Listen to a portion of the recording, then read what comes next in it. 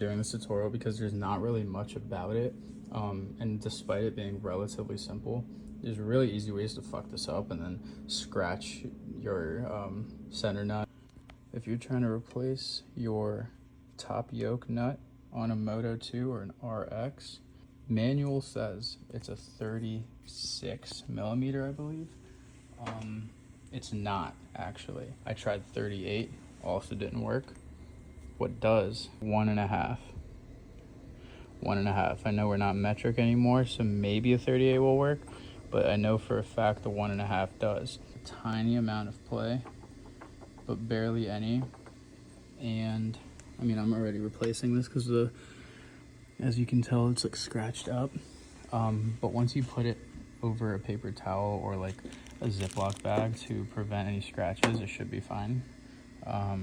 Actually, it will be fine. I tested it already, so don't let the manual fool you. So pro tip, if you fold over this paper towel twice on itself, like generic shop towels, the 1.5 fits perfectly snug. But heads up, you're probably gonna need a breaker bar, all this, but once you break it with a breaker bar, you could really just go in by hand. We're at the top, and I'm replacing this because the previous owner of this, I don't know what they did, but they fully scratched up this entire thing because they probably didn't cover it like I just showed you guys. Look at that, completely messed up. According to the service manual and just a visual inspection, there is no thread lock on here. Don't need to thread lock it, but go ahead and start threading by hand. And now we could torque that down to 90 Newton meters.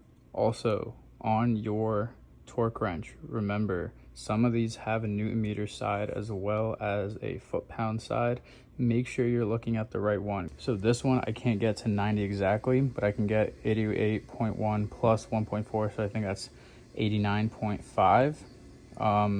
So we're just gonna go 89.5 Newton meters. Maybe don't use a Ziploc bag because I just scratched it again.